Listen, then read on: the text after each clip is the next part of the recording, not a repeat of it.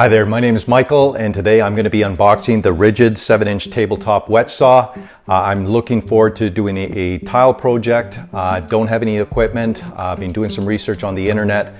Thought I would purchase the Ridgid and share the unboxing and provide you with a bit of a review.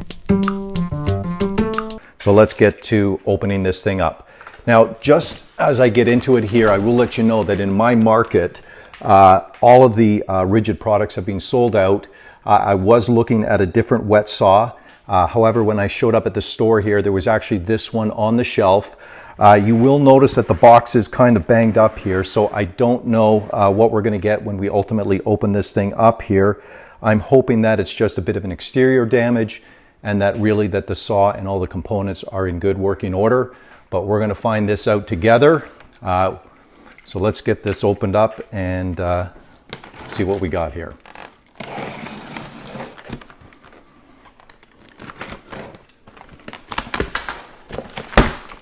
All right, so at this point here, we do have the original packing, so that's a positive. I'll get that out. And again, at first glance, everything seems to be intact. Just as a bit of background as well about myself here, I'm not a contractor. I don't work with tile. The last time I actually did any sort of tiling was approximately 25 years ago. But as I said, I was looking forward to doing this project here at home and needed to pick up some equipment to allow me to do the job here. So here we go.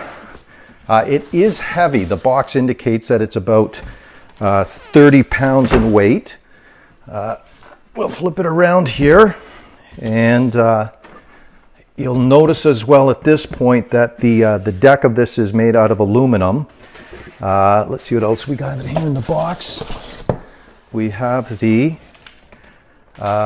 fence for the machine here underneath here. So this lid lifts up, and these flaps here allow us to set for beveled cuts. So we'll talk about that a little bit further as we go along here. We have some instructions, and if need be, we'll take a look at those at a later point. So the great news, of course, is that I have the miter gauge here, which is going to mount onto the fence there. Now, just a little bit about the saw from the research that I did. Again, it's a do-it-yourself sort of category here. There's a number of different products out there in the market that you can choose from. This one happened to be at a price point that seemed to make sense for me. And it had some features that I really were attracted to. It has a stronger motor. It has a 6.5 amp motor. It comes with a lifetime warranty on all of the parts. So again, other than the blade that would be need replacing.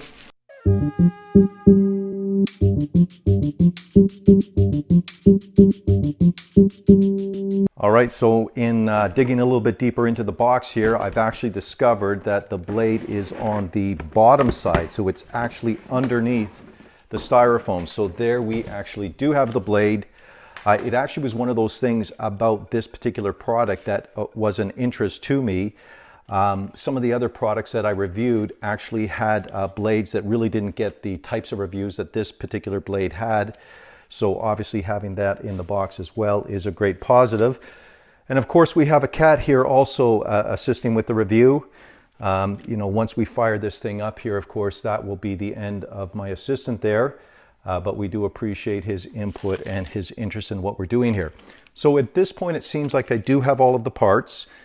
We do have a blade here that will allow it to cut for up to 1/2 inch thick materials.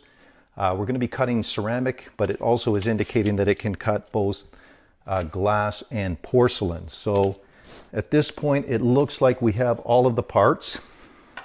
So in terms of what we're looking at here, so we have a reservoir here where the water is going to ultimately go into it.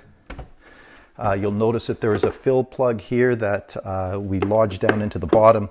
It has an overflow valve, so that allows for any water that you put into the basin that is higher than the level that they're recommending, that will actually funnel out and allow you to keep the levels at the proper level, or the fluids at the proper level. So again, we have an aluminum top. We have these channels.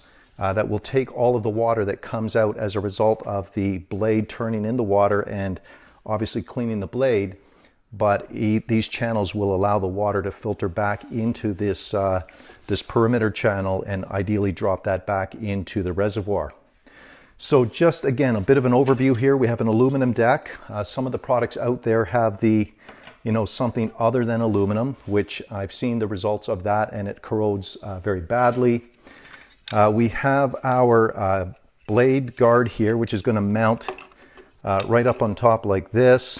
We want to make sure that we keep the bracket here in line with the blade.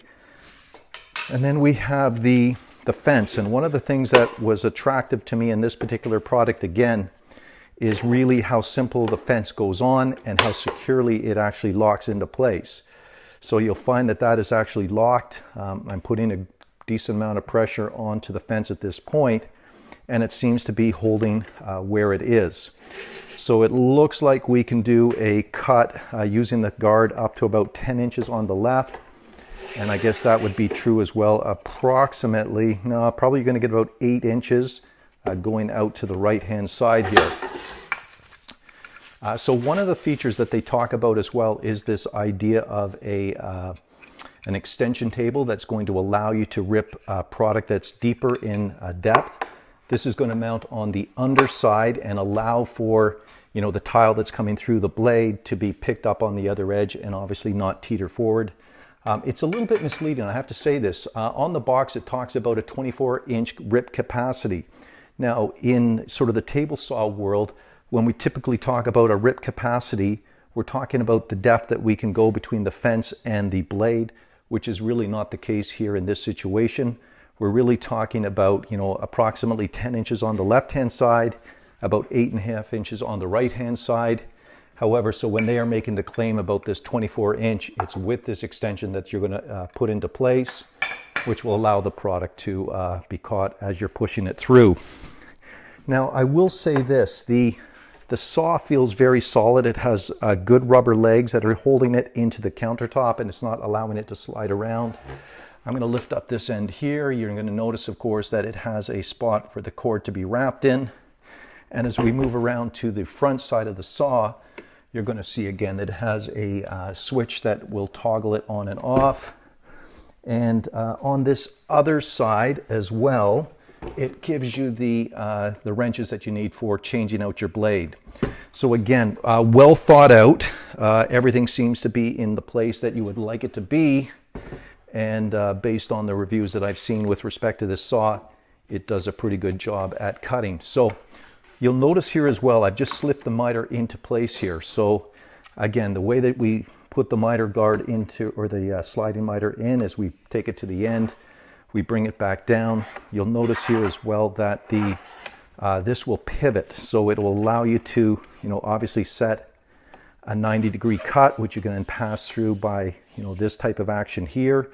But it also allows you to set to 45, for example. And again, you would put your tile in here and you would pass it through and cut on the 45. All right, so what we're going to do is we're going to put this together a little bit here. I've put the extension fence out here on as a first step.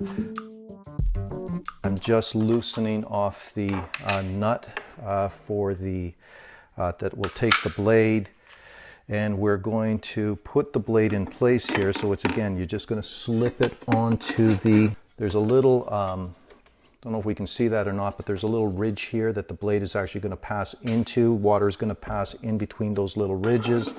So we want to get the blade on the inside of that little ridge. We're going to set it into place, and then we're going to put our outer washer here into effect. It's got a little slot in it, so you just have to spin it till you get to the point where you're going to feel it click into place. So at this point here, that gets the saw blade actually in. And now this is a two-part wrench system. So we're going to slip the wrench onto the one part, and then you'll notice as well that there is a slot that we're going to match up with on the outer section of the blade, and we're now just going to tighten it. So in actuality, we're just snugging it up there, so that's got that all taken care of. And as I mentioned to you earlier as well, we're going to get the guard into place, and one of the things that you're going to want to make sure that you're going to do here is line up the bracket, because otherwise when you're passing the tile through, if the bracket obstructs the tile passing through, obviously you won't be able to complete the cut. So we're just going to get these screws back in. And who would have thought this screw would have been that tricky? So I'm just going to get all of the screws sort of into place. We're going to align it up, and then we will snug it down. So, okay, so I've actually just got those now sort of into a place here. I'm going to take the miter off, and I'm going to actually use the fence now to just check our alignment. So I'm going to move the blade just a touch this way. And at this point right now, I have the blade and the bracket in line. I can now just snug these screws down to hold that into place. And that is now taken care of. And again, we just have the ability to adjust for thicknesses of tiles. We'll move that again out of the way. The miter goes back on as I showed you earlier. So miter in place. Now the only other thing that I thought I would just sort of share with you here, these brackets here flip up, and it gives us the ability to have preset locations. So we have 22.5. Now that's actually the 45. We can change the bracket location as well and allow it to drop down to a 22.5 cut. I'm going to be working and doing 90-degree cuts today. But this now, again, so how does this work? It's your aluminum top panel here. There's just a little slot that it's going to receive it, and then it clicks down into place. So other than filling up the water reservoir, we are pretty much all set and ready to go. So I hope you found this helpful. If you have any questions or comments, by all means, throw them down in the comments section below. Thanks so much for watching, and hit the thumbs up if you enjoyed today's video.